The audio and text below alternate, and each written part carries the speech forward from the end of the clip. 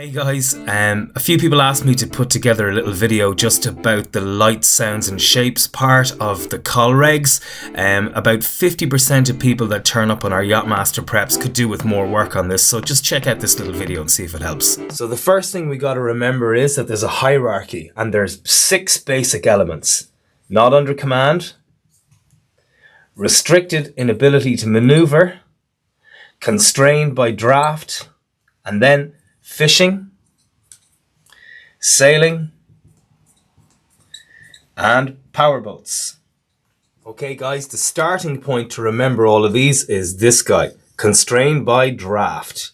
Okay, and it's the easiest one to remember really simply because the day shape is a black cylinder. Okay, so the idea with all these black day shapes is that they're really easy to see when you're looking at them against a white background, which could be a cloud or or just even a blue sky. And the way to remember this, constrained by draft, which is a vessel that obviously can't go outside a dredged channel because it'll go aground, is this can a draft Guinness. Okay, constrained by draft, can a draft Guinness.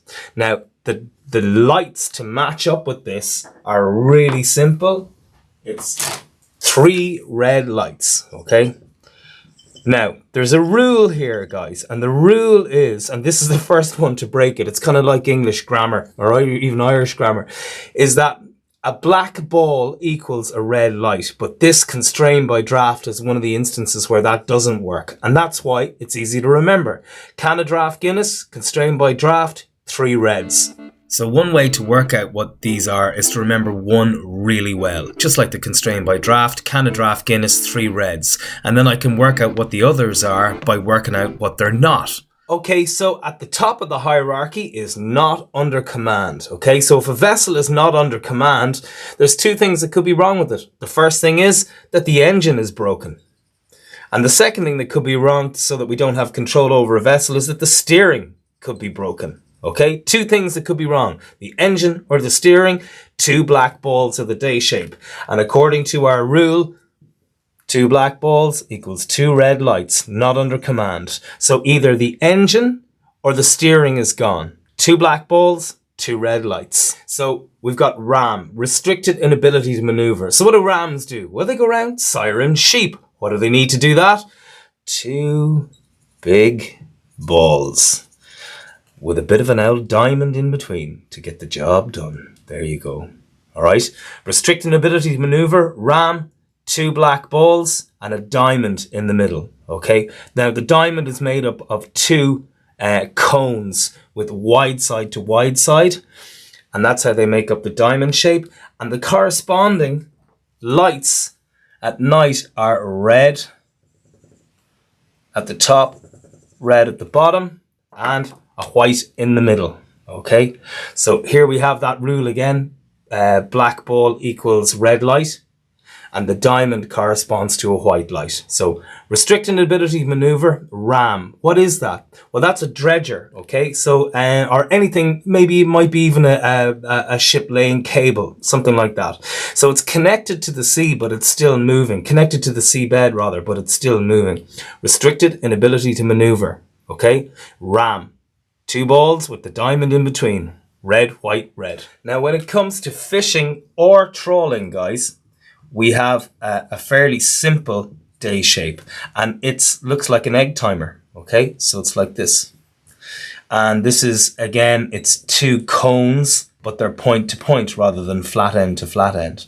And there's loads of different ways to do this. So next time you're in Rossaville or in any fishing harbour, have a look at the fishing boats and see if you can see this day shape. Okay, now I have a little rhyme to remember what the lights are for fishing, and it's red over white, fishing tonight. Okay, so we have a red light above the white light, and the only difference between fishing and trawling by night is green over white is your trawler. Okay, what does this really mean for us?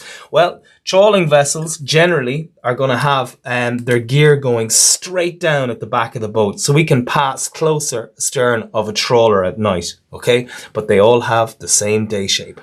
Okay guys, so when it comes to sailing and power vessels, it's good at this point to look at the basic light setup for all vessels, okay? So if you're looking down on it like a bird from above, we're going to have our port light, which is red, our starboard light here, which is green, and this is our stern light, okay? And it's important here to understand that this arc here that the stern light shines through is 135 degrees, okay? And you can work out the math on what the rest of those are splitting up, and we'll go into that in the class. But this is how it works, okay? So we've got our port light, which is here, obviously on the port side, and then we've got our starboard light over here. So you can see that you can never see all three of these lights together. Okay, if you're in a boat moving up this way, you're going to see white, white, white, white, white until you move into the starboard sector. Okay, then you've officially passed out this boat. Okay, from the front, if we're looking at this vessel, then we're going to see the port and the starboard. All right, but we're not going to see the stern light. So approaching it from behind, all we're going to see is a white light.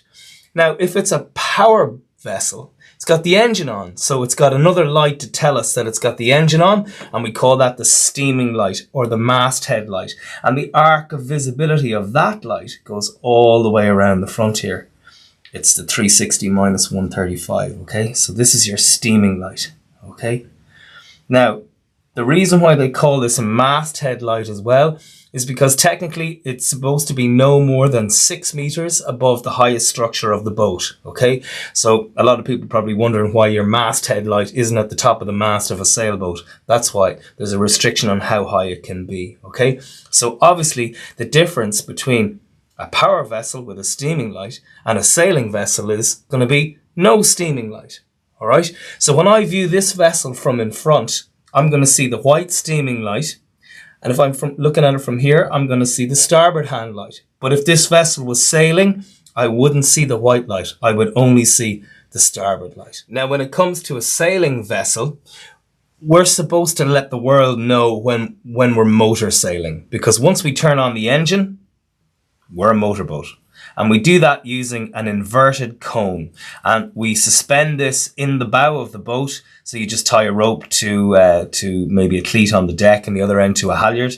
And it's hung up like that. So we might have our mainsail still up, but our jib could be furled away, and then we're displaying this. Okay, and that tells the world that we're a motoring vessel. So a power-driven vessel, it doesn't need a day shape because we can all see it's a power-driven vessel because it doesn't have a sail. Now the final part of the puzzle is the sound signals. And this is really easy, guys, because all of these vessels, everything except a power-driven vessel, are known as hampered vessels, i.e. there's something that is inhibiting their ability to get around the place. So these are all hampered vessels, and they have the same sound signal, which is a long and 2 shorts. Okay, a long is defined by being more than 2 seconds and less than 6 seconds, and short is being defined by under 2 seconds. So a long and 2 shorts for any hampered vessel. And then a power-driven vessel making way is just 1 long blast. Okay, 1 long blast. And it's as simple as that, guys. This is where we start. This is the beginning.